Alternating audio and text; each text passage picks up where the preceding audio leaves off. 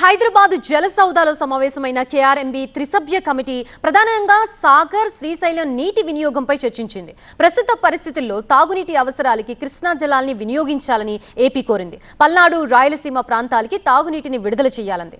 ఇదే విషయంపై తెలంగాణ నుంచి సరైన సమాధానం రాకపోవడంతో సెప్టెంబర్ 4న మరోసారి భేటీ కావాలని కేఆర్ఎంబీ త్రిసభ్య కమిటీ నిర్ణయించింది.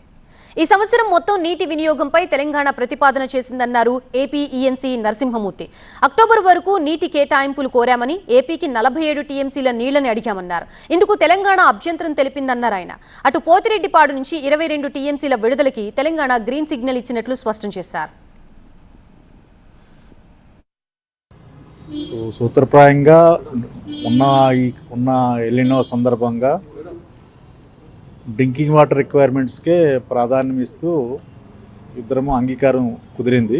అయితే మేము 31 అక్టోబర్ వరకు మనం అంటే drinking water at a time year wise calculate చేయడం కంటే మనం అక్టోబర్ వరకు అంటే జూన్ నుంచి అక్టోబర్ వరకు వచ్చేటటువంటి రిక్వైర్మెంట్ కట్టాము. మనం దానికి 47 టీఎంస్ మనం అడిగాము. దానికి అంగీకారం కుదిరింది. కానీ మొత్తం రిక్వైర్మెంట్ అనేది యాన్యువల్గా వాళ్ళు తెచ్చారు, సో తెలంగాణ వాళ్ళు. సో మొత్తం requirement at a time consider చేయడంలో